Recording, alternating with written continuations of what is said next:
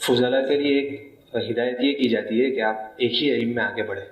مثلا فقہ میں تو افتاء، اگر تفسیر میں ہے تو تخصص فی تفسیر، اصول حدیث میں ہے تو وہ.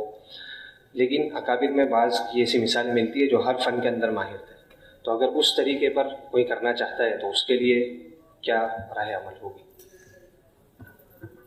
یہ بات بالکل صحیح ہے کہ اختصاص کے لیے کسی ایک فیلڈ کو منتخب کر لینا چاہیے.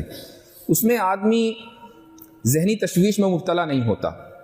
طالب علم کے لیے یہ آسانی رہتی ہے کہ ایک راستے کا آپ نے انتخاب کر لیا، لیکن یہ ضروری نہیں ہے کہ آپ زندگی بھر پھر اسی میں لگے رہیں. آپ کو کسی دوسرے فن سے بھی مناسبت ہے تو آپ دوسرے فن کو بھی حاصل کریں. اور یہ بھی آپ اچھی طریقے سے واقف ہوں گے، جو اس وقت طلبہ ہیں وہ بھی اور جو سابق طلبہ ہیں وہ بھی، کہ آپ کی دلچسپی ہر سال نئے علم میں ہوتی ہے. ٹھیک ہے، جب آپ سال سوم میں ہوتے ہیں تو کہتے ہیں بھائی عربی زبان میں اختصاص کروں گا. اس کے بعد ہدایہ کھولی کہ فقہ سے بہتر تو کوئی چیز ہی نہیں ہے، اور جیسے ہی بخاری کھلی کہ مجھے تو متخصص بالحدیث بننا ہے. تو یہ اختصاص کی جو خواہش ہے وہ بدلتی رہتی ہے ہر سال، چونکہ نئے نئے علوم آپ کے سامنے آتے ہیں. اب میں آپ کو مختصراً اپنی جرنی بتا دیتا ہوں. میرے ساتھ بھی چونکہ یہ معاملہ ہوا، تو جب تک ہم دورے میں پہنچے اس وقت تک یہ تھا کہ عربی زبان میں اختصاص کرنا ہے. تکمیل ادب میں داخلہ لے لیا، اس کے بعد عربی زبان میں ایم اے بھی کر لیا، پھر پی ایچ ڈی کے لیے ملیشیا پہنچ گئے اور پی ایچ ڈی میں داخلہ لے کر ایک سیمسٹر بھی کر لیا. اس کے بعد خیال آیا کہ میں اپنا ٹائم ضائع کر رہا ہوں. یہ حقیقت ہے کہ مجھے لگا کہ بھائی میں ایک زبان سیکھ کر کتنا بول لوں گا اور بول کر کیا کروں گا جب تک کہ میرے پاس مواد نہیں ہوگا. تو مجھے کوئی محض صحافی تو بننا نہیں ہے. تو میں نے اپنے ایک استاد سے جن کا نام ہے حضرت مولانا ابو اللیث خیر آبادی، وہیں ملیشیا میں ہیں، میں نے ان سے عرض کیا کہ حضرت، اچھا اس وقت تک کہ وہ میرے استاد نہیں بنے تھے لیکن دارالعلوم دیوبند سے ہم دونوں ہی فارغ تھے تو آنا جانا تھا، تو میں نے ان سے ذکر کیا کہ حضرت میں اس پریشانی میں کئی ہفتوں سے ہوں اور میں سوچ رہا ہوں کہ پی ایچ ڈی چھوڑ دوں.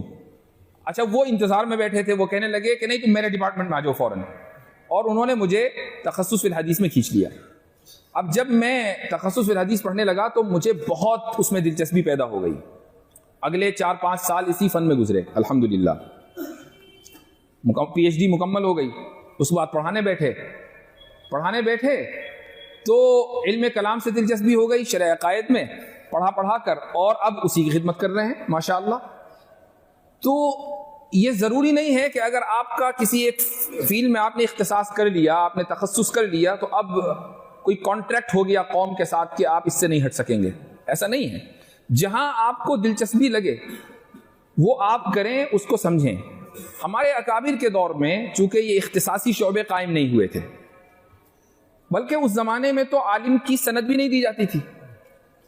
اس زمانے میں عالم ہونے کا مطلب یہ ہے کہ اب استاد نے آپ کے اوپر اعتماد کرنا شروع کر دیا.